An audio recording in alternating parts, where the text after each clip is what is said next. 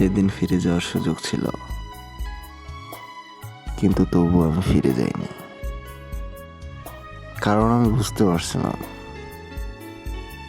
তুমি ভালোবাসতে আসো নাই আমাকে, আসছো সময় কাটাতে।